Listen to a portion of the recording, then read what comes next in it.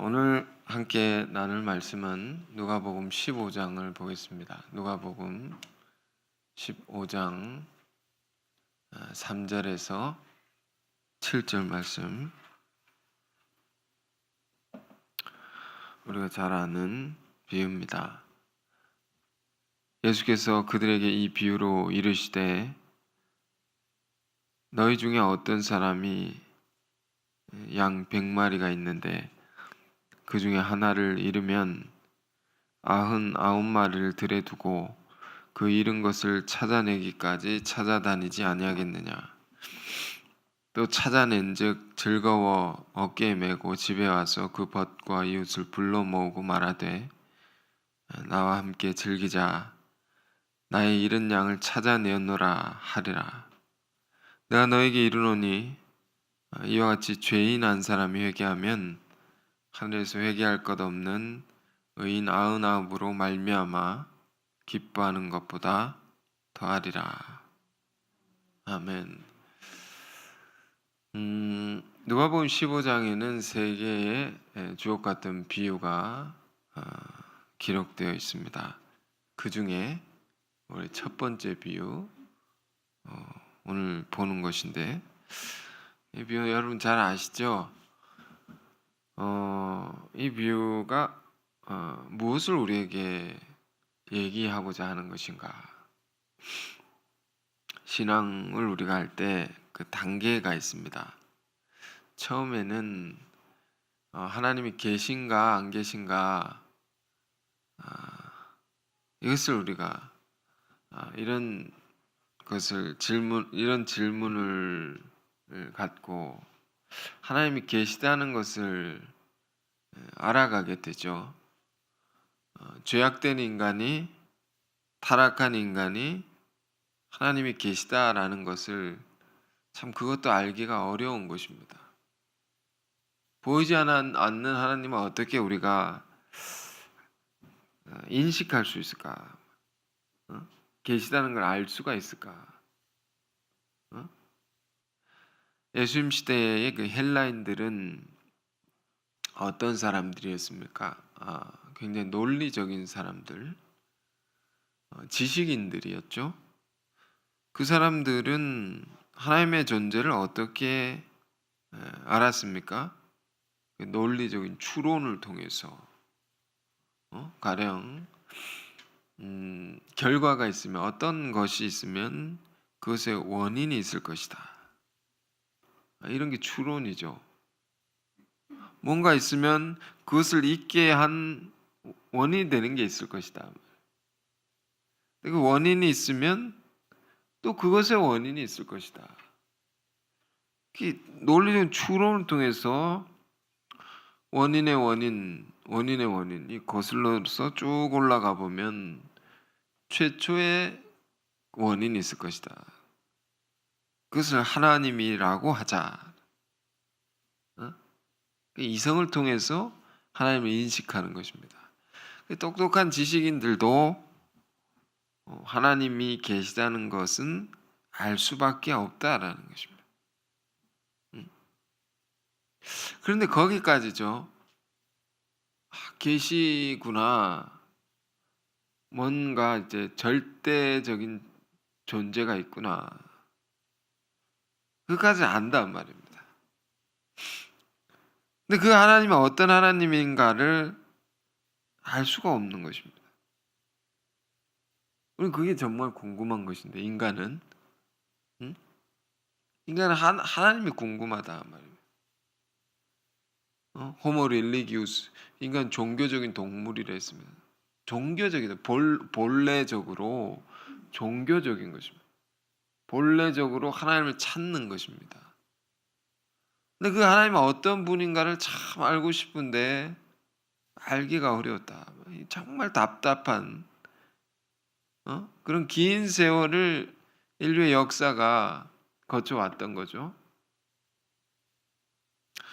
오늘 이 비유는 예수님께서 하나님이 어떤 분이신가를 소개하시는 것입니다. 알려주시는 것입니다. 하나님은 어떤 분이시냐, 이런 분이시다라는 것입니다. 본문의 분위기는 따뜻한 분위기입니다. 아주 봄날의 화창한 밝으면서도 아주 이제 가슴이 촉촉해지는 그런 예수님의 비유라고 할 수 있습니다. 이 비유는 목가적이죠. 전원적이죠. 예수님 시대 목자가 양을 치는 것입니다. 그 양을 키우는 목자의 마음이다라는 것입니다. 하나님의 마음은. 우리 주변엔 양이 없죠. 양을 보기 어렵지 않습니까? 그래서 이게 와닿지 않을 수 있습니다. 뭐 근처 양고기점은 있는데 양은 없습니다. 이게 무슨 말일까 말입니다. 지난번에 말씀드린 적이 있지만 TV 프로그램에 이런 제목의 프로그램이 있었습니다. 세상에 나쁜 개는 없다. 문제 있는 개들만 막 이렇게 그 문제 있는 개들을 가지고 있는 집에 가가지고 그 개의 행동 전문가가 가가지고 그걸 바로잡는 이야기입니다. 가령 뭐 개가 집안 물건을 막 뜯어먹는다거나 막 뜯어놓고 난장판을 만들어 놓는다거나 계속 지저댄다는 거나 안절부절 못한다거나 그런 별별 문제가 다 있는 개들을 와가지고 다 바꿔놓습니다. 어떻게 바꿔놓느냐? 이상행동을 하는 개들은 다 이유가 있다는 것입니다. 이유가 있다. 주인에게 어릴 때 버림을 받았다거나 뭐 어릴 때 막 맞으면서 컸다거나 뭐 그래가지고 심한 두려움과 경계심을 가지고 있는 개들도 있고요. 별별 문제가 다 나옵니다. 근데 그런 개들을 하나하나 어떤 면에서는 사람보다 더 인격적으로 그 친구는 이렇다고 막 그러면서 심지어 동물의 입장에서 생각하고 사람도 그렇지 않느냐 동물도 그렇다 하는 그래서 아주 거칠은 개를 온순하게 다 바꿔놓습니다. 그걸 보면서 이 목양과 똑같아 이런 생각을 했습니다. 목양 양을 기르는 거죠. 요즘에 개를 키우는 사람들이 많습니다. 사람보다 사람의 위로를 받기 어렵다. 개에게서 위로를 받는 그 사랑을 주고 받고 목양 기르는 거죠. 이제 기르는 겁니다. 시편 23편에 다윗은 이런 아름다운 시를 남겼습니다. 하나님은 여호와는 나의 목자시니 내가 부족함이 없으리로다. 하나님은 우리의 참 목자시다라는 거죠. 선한 목자이시다. 푸른 초장 우리를 인도하시 먹이시고 쉴 만한 물가로 쉬게 하시고 주의 지팡이와 막대기로 우리를 안위하시나이다. 늘 지키시고 우리를 돌보고 계시는 그 다윗의 신앙의 고백입니다. 그걸 노래한 것입니다. 요한 나의 목자시다. 그래 내가 부족하면 내 인생이 그분이 나의 목자가 되셨으니 하나님은 우리를 기르신다는 것입니다. 하나하나 우리가 이래서 인생을 살면서 신앙생활을 하면서 이런저런 여러 가지 문제를 우리가 갖고 살지 않습니까? 문제 여러 가지 부족함도 있고 실수도 있고 죄도 짓고 그런 우리를 하나님께서는 끊임없이 가르치시고 부족한 거 있으면 채워주시고 먹여주시고 돌보시고 자라게 하시죠. 인도하신다 말이에요. 이게 목양입니다. 이게 잘못했다고 막 혼을 내고 다시는 안 볼 것처럼 원수를 대하듯이 그렇게 하는 거 아니죠. 이렇게 잘 품고 타이르고 가르치고 예수님께서도 예수님의 제자들에게 하신 말씀이 있습니다. 요한복음 10장에 나는 선한 목자라. 난 선한 목자다. 근데 사꾼은 목자가 아니요. 사꾼은 돈을 고용해서 하는 사람들 말합니다. 사꾼은 목자도 아니요. 이리가 오면 양을 버리고 달아난다 말이에요. 나는 너희를 양을 위하여 목숨을 버리노라. 예수님이 제자들에게 주신 말씀입니다. 요한복음 10장에. 목자는 이런 겁니다. 양들 위해 목숨을 버리노라. 어려움이 와도 잘 그들 돌보고 기르고 먹이고, 그 주님의 우리를 향한 사랑이라는 것이 이런 것입니다. 생명을 버리기까지 우리를 지키고 돌보신다는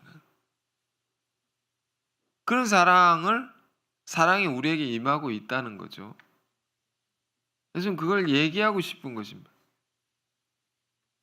하나님의 사랑, 우리를 향한 사랑이 그런 것이다.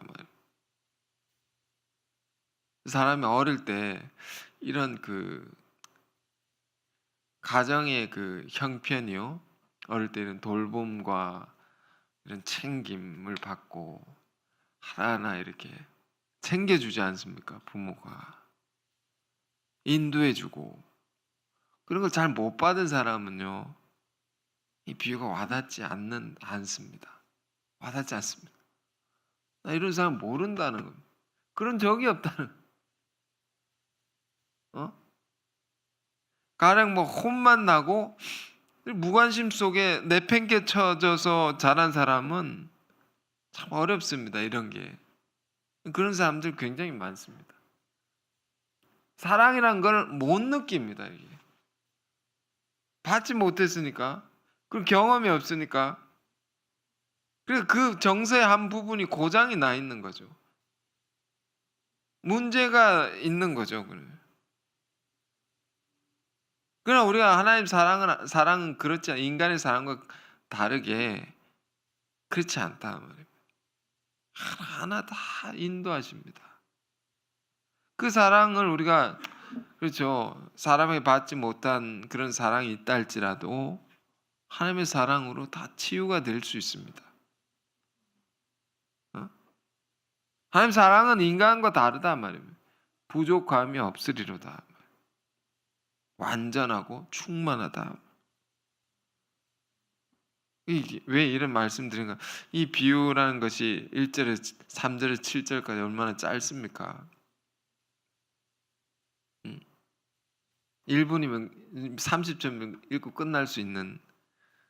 근데 이게 다가와야 되죠. 이 말씀이란 게. 그 양들을 돌보는 목자의 마음이 심정 우리가 알 때 이 비유가 들려집니다. 이런 걸 또 어디서 체험할 수 있습니까? 자식을 기르는 부모의 마음과 같죠. 자식을 기르는 부모의 마음. 요즘에는 우리나라에 저출산의 문제가 있지만 옛날엔 정말 많이 우리 부모님 세대들은 형제들이 많지 않습니까? 많이 낳았습니다. 어렵고 가난할 때도 자식들을 굉장히 많이 낳았습니다. 그래서 다 길러낸 부모님들 많지 않습니까? 무슨 바느질해서 자식들 길러냈다, 밭일해서 길러냈다, 소 팔아서 자식들 학교 보내고 장가를 보냈다, 그런 이야기들 많지 않습니까? 자식이 많습니다. 많다 해보시죠. 한 7, 8, 그렇지 않더라도 서너 명 있더라도 그 자식들 중에 하나가 문제가 있다 생각해 보십시오. 하나가 문제가 생겼습니다. 그럼 부모의 마음이 어떨까요? 이 마음을 아는 것이 비유를 깨닫는 그 키입니다. 키. 많은 자식들 중에 자식이 많다, 아무리 많다 해도 하나가 문제가 있다 말이에요. 그럼 부모의 마음은 거기 가게 돼 있는 것입니다. 그 문제는 자식에게. 다른 자식을 안 사랑하냐? 다 사랑합니다. 근데 부족한 자식을 더 신경 쓰게 되어 있지 않습니까? 더 애틋하고. 제가 언젠가 목회할 때 어떤 부자를 만나서 부자들이 아들들이 여럿이 있었습니다. 아들들이 뭐 어쨌든 훌륭하게 키워서 다 장가를 보냈습니다. 장가를 보내 결혼하고 또 아들들이 또 자식을 낳고. 그런데 둘째 아들이 결혼을 하고 자식을 낳았는데 좀 아픈 아이를 낳았습니다. 자폐 아이를 낳고 그 아이를 보고 이 며느리가 부잣집에 들어온 며느리인데 아이를 보고 난 평생을 이 아이를 기르며 살 수가 없다. 책임지고 평생을 그렇게 살 수가 없다. 못 기르겠다 하고 이혼하고 집을 나가버렸습니다. 그 자식이 엄마 없는 자식이 돼 버린 것입니다. 이 아이를 어떻게 하겠습니까? 부유한 집안입니다. 빌딩이 몇 채가 있고 막. 어떻게 하겠습니까? 누가 키워야 되지 않습니까? 버릴 수 없지 않습니까? 할머니가 엄마를 대신해서 키우는 것입니다. 엄마 역할을 하면서 키우는데 쉽지 않지 않습니까? 얼마나 어렵습니까? 보통 아이도 어려운데 그 빌딩 몇 채 갖고 물질적으로 그렇게 부유한 사람도 늘 이 손주 하나가 걸리는 거예요. 눈에 밟힌다면 한국말에 눈에 밟히는 거죠. 늘 마음이 거기 무엇을 해도 마음이 그 아이밖에 없는 것입니다. 그러니까 그 부자의 소원이 이것입니다. 이 아이만 좋아질 수 있다면 뭐든지 내가 다 할 수 있을 텐데 다른 소원이 없단 말이에요. 그런 이야기를 저한테 하는 그런 사정을요.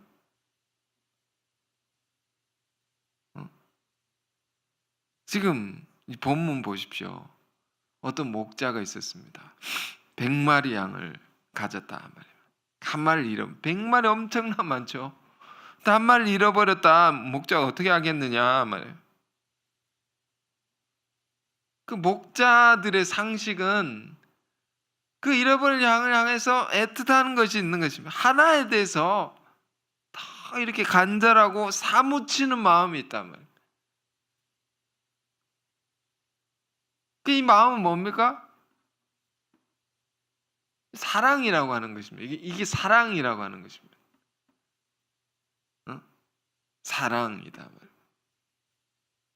이걸 우리 하나님의 마음이죠. 우리를 향한 나 한 사람을 향한 하나님의 마음이다 말이에요.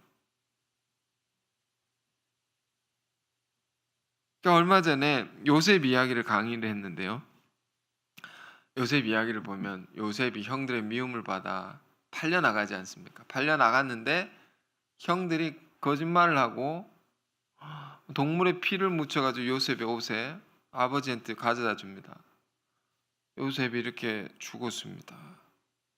그랬더니 야곱이 듣고는 옷을 찢고는 우는 것입니다. 너무 놀랬겠죠. 자식들이 이 정도일 줄이야. 형제들이 놀래. 그 위로를 했는데 위로를 받지 않습니다. 자식 잃은 부모가 우는 것입니다. 슬퍼서 내가 음부에 내려가서 아들을 만나리라. 내가 죽어서 내가 요셉 곁에 가겠다고. 이런 거. 몇 날 며칠 울었다 말이에요. 그 우리가 요셉 이야기 같은 걸 읽을 때요. 이런 게 다가와야지 알게 되죠. 그런 성경 깊은 세계를. 이게 이렇게 다가오지 않으면 성경이 사실 읽혀지지 않습니다. 읽혀지지 않는단 말입니다. 그냥 하나의 스토리지. 그 깊은 사연이 그 안에 담겨 있는 거죠. 지난주에는 어떤 분들이 성경을 이제 일주일에 한 번씩, 두 번씩 이렇게 오시는 분들이 성경을 공부하는데 한 가르친 지 꽤 됐습니다. 꽤 됐는데 말씀을 이렇게 멀리서 와서 말씀 듣는 사람들이니까 성경을 공부하면서 이번에는 이런 간증을 합니다. 성경 공부하러 이렇게 왔는데, 시작을 했는데 공부가 아니다. 공부가 아니다. 학교에서 막 이렇게 공부하지 않습니까? 아이들이. 이 공부가 아니다. 말씀이 진지하게 이렇게 다가온다. 이렇게 말을 하는 것입니다. 말씀이 정말 내가 진지하게 이렇게 살아야 되겠다라는 게 이렇게 다가왔다는 것입니다. 그 성경 문자로 되어 있죠. 문자로 기록되어 있죠. 그 이면의 세계를 알게 되면, 그 사정을 알게 되면 우리 신앙이 깊어지는 것입니다. 진지해지게 돼요. 이걸 뭐라고 합니까? 영이라고 합니다. 영. 문자와 영. 이걸 알아야 돼요. 요셉 이야기 뒤에도 보면요, 나중에 요셉이 하나님의 큰 은혜로 총리가 됩니다. 총리가 되어서 형들을 만나게 됩니다. 총리의 자리에서 형들을 만납니다. 형들은 막 벌벌 떨죠. 근데 형들을 시험합니다. 시험해서 하여튼 뭐 양식을 풍족히 먹이고 양식도 주면서 보내는데 은잔을 딱 안에 심어가지고 왜 도둑질 했느냐? 도둑질 한 놈을 내가 잡겠다. 딱 열어보니까 베냐민이 딱 걸린 것입니다. 베냐민. 그걸 딱 보고 아이고 큰일 났다. 이제 우리 죄를 지은 값을 지금 치르게 하시는구나 하나님께서. 유다 막 회개를 합니다. 회개를 하면서 요셉 총리, 아직 동생인지 모르니까 총리 대신이 된 요셉에게 목숨을 걸고 간구를 합니다. 제발 내가 종이 되어도 저 아이는 풀어주소서. 저 아이는 풀어주소서. 왜? 아버지의 생명이 이 아이의 생명과 서로 하나가 묶여 있습니다. 아버지의 생명이 여기 결탁이 되어 있습니다. 그 자식과 아버지의 마음이 이게 연결되어 있단 말입니다. 안 풀어주시면 아버지 돌아가십니다. 응? 그 하나님의 마음이란 게 우리가요, 죄인들을 향한 마음이라는 것이 이런 겁니다. 우리 잘 모르죠. 이건 잘 잊어버리죠. 이런 겁니다. 이렇게 애틋한 것이고 간절한 것이고 그토록 절박한 것입니다. 이게 하나님의 마음이고, 우리 믿는 자들에게 예수님은 너희가 이 마음을 품고 살아야 된다. 이 마음을 갖고 우리가 살아야 된다. 이걸 우리가 읽는 거죠. 이 이야기를 통해서 이걸 읽어야 됩니다. 그 목자의 마음이 어떻겠느냐? 하나 100마리 있더라도 하나를 잃어버리면 어떻겠느냐? 99마리 들여두고 하나를 찾아 나선단 말이에요. 이 비유가 주는 깊은 상징이 있죠. 99마리는 뭘까 말입니다. 잃어버린 하나는 또 뭘까? 뭘 얘기하는 것일까? 뭘 가리키는 것일까요? 15장의 비유는 이렇게 시작합니다. 15장 본문 보시면 이렇게 시작이 됩니다. 모든 세리와 죄인들이 말씀을 들어 가까이 나오니 바리새인과 서기관들이 수군거려 이르되 이 사람이 죄인을 영접하고 음식을 같이 먹는다 하더라. 그리고 예수께서 그들에게 이 비유를 가르친다 말이에요. 비유 듣는 대상이 있고 상황이 있는 것입니다. 그 시대에 많은 종교인들이 있죠. 하나님도 알고 하나님 말씀도 알고 그 안에 넘치는 은혜를 이미 받고 있는 자들이 있단 말이에요. 99입니다. 99. 그러나 또 어떤 자들이 있느냐? 하나님으로부터 멀어진 자들, 죄 짓고 신음하는 자들, 고통받는 자들, 막 괴로워하는 자들. 예수님 마음이, 하나님 마음이 어디가 있느냐 말이에요. 이 비유를 전하신 예수의 마음이 어디 있느냐? 무엇에 간절한 것이냐? 마치 자식을 잃어버린 부모 마냥 그 죄인들이 구원받기를 막 이런 불같은 것이 있습니다. 간절한 것이 있단 말이에요. 여기 계신 부모님 되신 분들은 이런 걸 아실 것입니다. 자식이 문제 있으면 가만히 쳐다보고 있는 부모가 없다. 그걸 어떻게든 치유하길 원하고, 그걸 어떻게든 도와주길 원하고, 모든 걸 다 쏟아서 그걸 해결하길 원하죠. 예수님 마음이 그러하듯이, 그러니까 늘 예수님은 어떻게 사셨습니까? 세리와 바리새인들의 친구가 되셔서 그들의 아픔과 고통을 공감하시고 체유를 하시고 연대하시고, 그리고 함께 울고 웃으시며 그를 위로하시고 그들의 소망을 주셨던 예수님의 삶이셨단 말입니다. 마음이 있으면 몸도 거기 가야죠. 예수님 그렇게 사셨다는 것입니다. 다 멸시해도 말이에요. 우리도 이 비유를 보면서 그런 걸 생각해야 돼요. 막 멸시한다. 저놈 죄를 지은 놈, 저놈은 문제 있는 놈이다. 더러운 사람. 멀려고 같이 안 하려고만 하고. 그 영혼이 죄를 지을지라도 그가 가진 아픔이 있고 고통이 있을 거 아닙니까? 예수님 그걸 보셨죠. 그 이야기가 마태복음 9장에 나옵니다. 세리를 찾아서 세리를 구원하신 예수님. 마태복음 9장 한번 봅시다. 마태복음 9장. 이 말씀도 많이 봤는데 9장 9절에 예수께서 그곳을 떠나 지나가시다가 마태라는 사람이 세관에 앉아 있는 것을 보시고 이르시되 나를 따르라 하시니 일어나 따르니라. 굉장히 짧게 기록되어 있지만 중요한 기록입니다. 마태복음에 있는 마태 이야기입니다. 자기 이야기를 이렇게 기록해 놨습니다. 내가 이렇게 부름 받았다는 거죠. 내 인생이 완전히 바뀌었다는 겁니다. 이 한 사건을 통해서 내가 세관에 있는 자신을 보시고 예수님 부르셨단 말이에요. 그냥 불렀겠습니까? 야, 일로 와라고. 그냥 나를 따르라고. 이런 이야기였겠습니까? 깊은 사연이 있을 것입니다.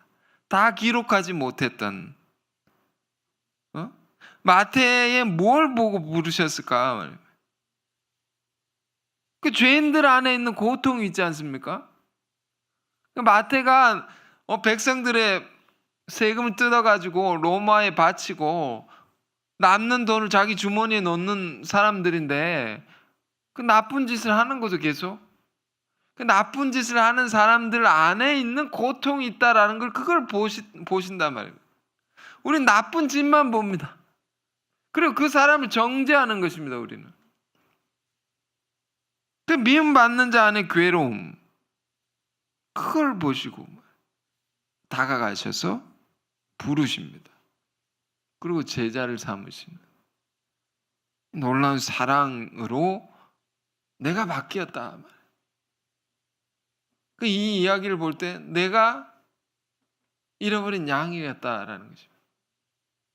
우리 다 그런 사람들이 아니었습니까? 누가복음 15장은 어떨 때 다가오면 어떨 때 깨달아집니까?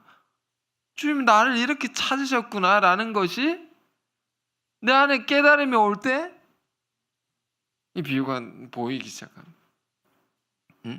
아무 쓸모없는 자, 무익한 자들에 대해서 지극한 관심을 가지시고 극진히 보살피시고 그에 많은 것을 부어주셨던 그런 사랑이죠. 알고 보면 우리가 이걸 다 받은 사람들.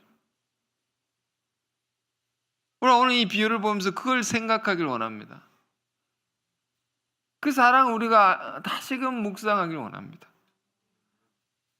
따르라, 일어나 따르니라. 그 다음 구절도 우리가 꼭 봐야 돼요. 예수께서 마태 집에 앉아 음식을 잡수실 때 많은 세리와 죄인들이 와서 예수와 그의 제자들과 함께 앉았더니 바리새인들이 보고 그 제자들이 이르되 어찌하여 너희 선생은 세리와 죄인들과 함께 잡수시느냐 말이에요. 이게 바리새인들의 모습이라는 것은요, 정말 우리들의 모습일 수 있습니다. 이들 안에 뭐가 있습니까? 열심히 하나님을 섬기는 사람들, 종교적 훈련과 헌금과 헌신과 모든 면에서 모범이 된 사람들, 그런 사람들 안에 뭐가 있습니까? 구별이 있습니다. 죄인들과 같이 해서는 안 된다면 구별을 합니다. 거룩한 것과 속된 것을 같이 섞이면 안 된다. 엄밀한 구별이 있죠. 우리 신앙도 이거 중요하지 않습니까? 우리 믿는 자들이 세상을 본받지 아니하고 세상과 섞여버릴 때, 세상의 방식으로 살아갈 때, 타협할 때 항상 문제가 됩니다. 그리스도 안에 그 맛을 잃은 소금처럼 힘을 잃어버리고 아무 영향력을 끼치지 못하는, 그렇게 되면 안 되지 않습니까?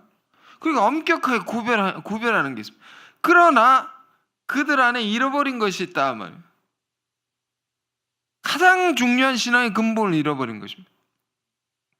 가장 중요한 것을 다 잘했는데 가장 중요한 거 잃어버렸어. 그들 왜 세상과 섞이지 말아야 합니까? 그들 왜 구별되어야 합니까?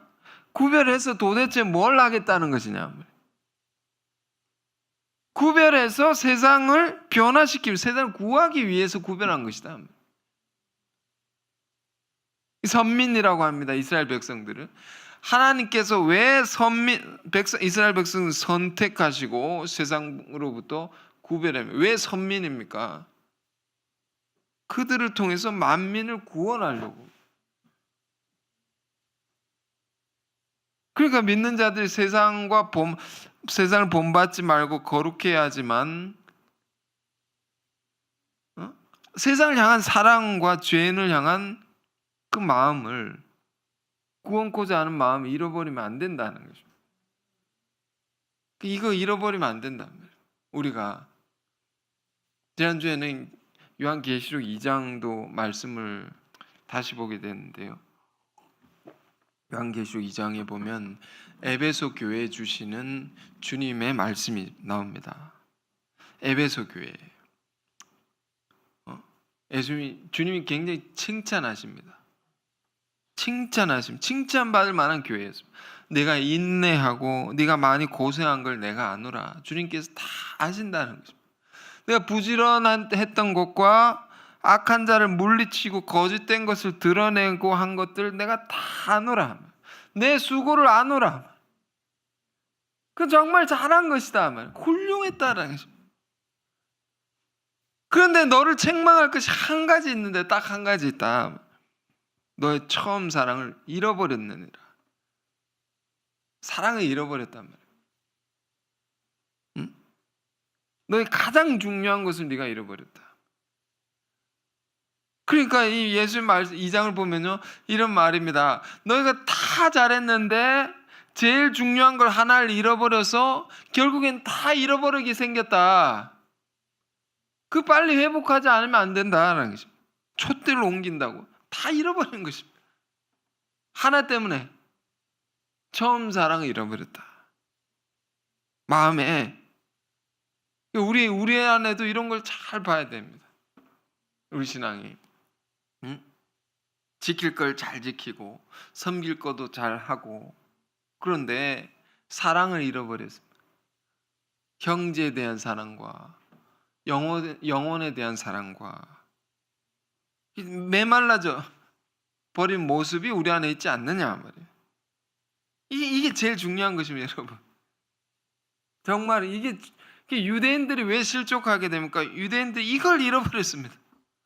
그들이 얼마나 열심히 종교적 훈련과 이런 걸 잘 지켰습니까? 이걸 잃어버려서 지금 이런 말이 튀어나오는 것입니다. 왜 죄인들과 너희 예수는 식사하느냐? 이런 말이 이래서 메말라 버려서 이런 말이 튀어나오는 것입니다. 사랑이 없으니까. 죄인과 지금 식사하시고 그들을 구원하려고 혼신의 힘을 다해서 사시는 주님의 모습을 그들은 귀하게 여기지 않았다. 귀하게 보지 못하고 감사하지 못하고 그걸 비난한단 말이야. 그런 자들에게 주시는 말씀이 뭡니까?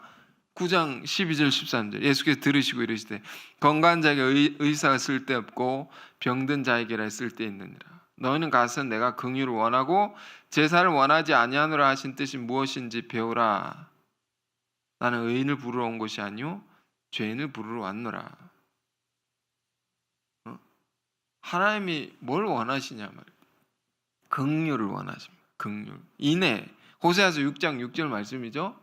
제사보다 인애. 제사란 게 뭡니까? 우리 신앙의 의식, 지켜야 할 것들, 해야 할 것들. 그걸 하지 말라는 뜻이 아닙니다. 더 중요한 것은 놓치지 말라는 것입니다. 영혼에 대한 사랑을 잃어버리고 우리가 헌신한다고 하고 우리가 신앙의 여러 가지 지킨다고 할 때 우리 신앙은 정말 가증스러운 것이 될 수밖에 없습니다. 뭐 헌신하는데 예배를 드리는데요, 사랑이 없습니다. 형제를 돕는다고 봉사를 하는데 사랑이 없단 말이에요. 이게 가증스러운 것이 아닙니까? 이런 걸 원하지 않는단 말이에요, 하나님께서. 주님의 마음은 죄인들을 향한 그게 잃어버린 영혼들을 구원하고자 하는 뜨거운 사랑으로 가득한 것입니다. 그러니까 무엇을 해도 어디에 있어도 생각은 거기가 있는 것입니다. 마음은 거기 있는 것입니다. 이 초점을 잃어버리지 않는 것입니다. 오늘 우리가 이 주님의 말씀에 우리에 대한 명령이죠. 잃어버린 양을 찾아 헤매는 주님의 마음처럼 너희가 이 마음으로 살라, 이 명령이죠. 이것을 순종해서 우리가 산다고 할 때 잃어버린 양을 찾는다는 건 뭐를 의미할까요? 자신의 사정만 생각하고 자기 이익을 위한 일에만 몰두하고 사는 게 아니라 주변을 좀 돌아보고요. 소외되고 어려운 처지에 있는 자들을 생각하고 살라. 한마디로 무정하게 살지 말라는 것입니다. 사랑을 갖고 살라. 어느 정도로요? 어느 정도로? 99마리를 들에 두고 하나를 찾아 나서는 그 정도로 사랑을 갖고 살라. 이걸 여러분 생각해 본 적 있습니까? 이 정도로가 이게 뭘까? 이 정도로 사랑한다는 건 뭘까요? 내 사정을 다 뒤로 하고 그를 생각하는 것입니다. 우리 교회 안에도 우리 이제 성도님들 있고 지체들 성도님도 있는데 새로운 분이 오시지 않습니까? 가령 뭐 오랜만에 오시는 분들 왔구나 이렇게 하고 그냥 지나가는 게 아니라 그분들이 와서 이곳에서 더 이렇게 더 쉽게 잘 적응하고 하나님의 은혜를 받고 새롭게 신앙을 잘 갈 수 있도록 어떻게 내가 도울 수 있을까? 그런 관심을 갖는 거죠. 그 일상의 모든 것들이 우리가 있습니다. 그것들보다 또 영혼을 구원하는 일을 위해서 사는 거죠. 이게 제일 중요하다라고. 그러니까 우선순위, 삶의 제일 중요한 것을 영혼을 살리는 것에 두고 다른 걸 한단 말입니다. 그걸 위해서 한다는 거죠. 나한 말 들여두고 그걸 찾아 나선다는 것은 예수님이 그렇게 사셨다라는 것을 얘기해 주고 있는 것입니다. 우리를 위해서 그렇게 사셨다. 십자가가 뭡니까?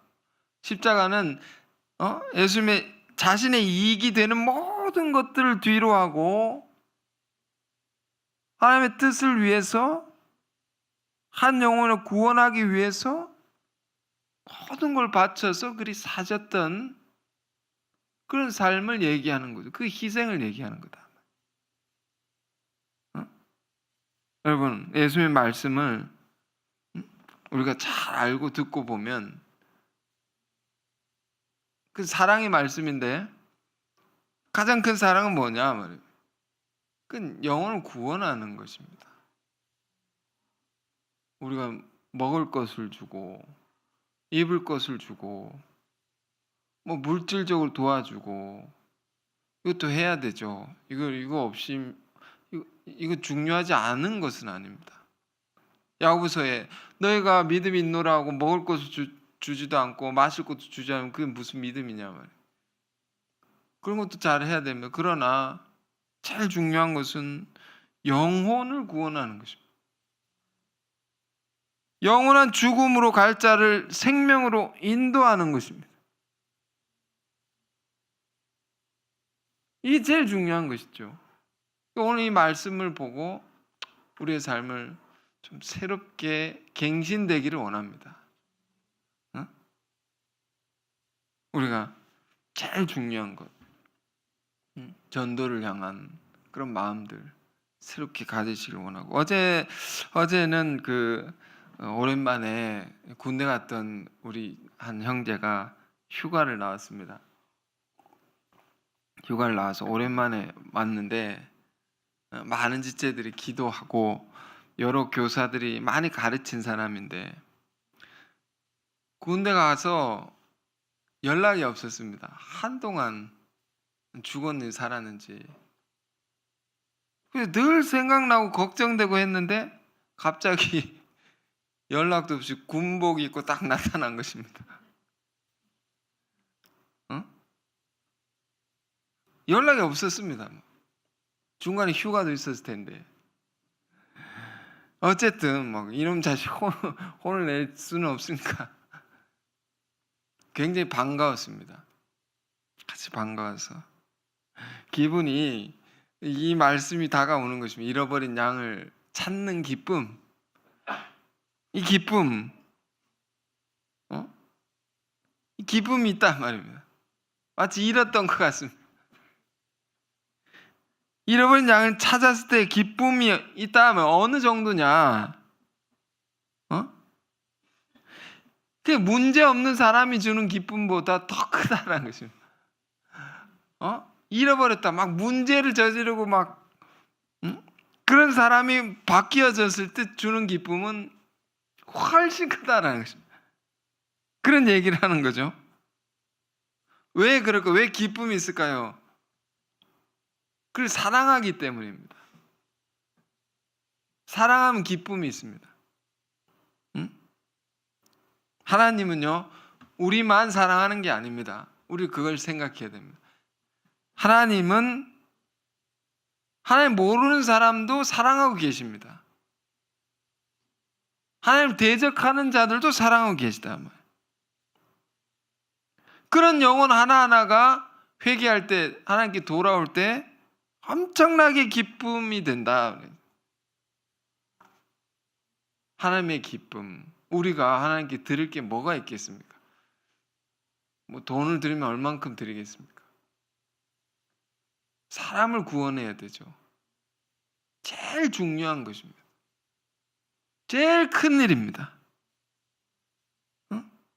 자, 오늘 이런저런 여러 가지 이야기를 했지만 이 짧은 예수님의 비유 속에 담겨 있는 하나님의 깊은 마음을 우리가 생각하면서 우리가 이 마음 갖고 살기를 바랍니다. 이 마음, 이 사랑이죠. 이것이 흘러 넘쳐서 많은 사람 살리는, 구원하는 저와 여러분이 다 되시기를 바랍니다.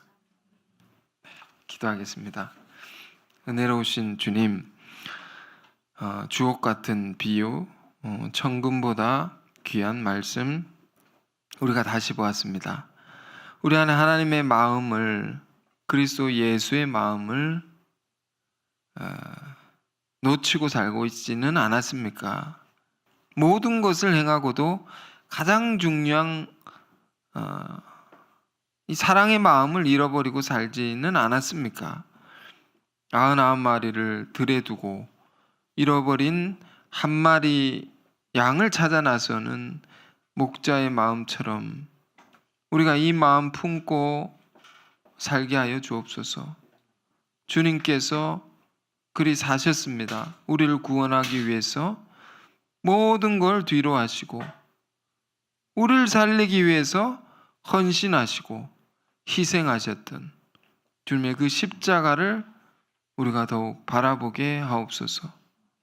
주님 안에 있는 그 한없는 긍휼과 자비하심이 우리 안에도 다시금 가득하게 뜨겁게 하여 주옵소서. 그래서 무엇을 하든지 잃어버린 영혼을 찾기 위해서, 영혼을 구원하는 일을 위해서 우리의 모든 것을 쏟을 수 있는 주님을 닮은 주님의 제자들이 우리가 다 되게 하여 주옵소서. 예수 그리스도 이름으로 기도했습니다. 아멘.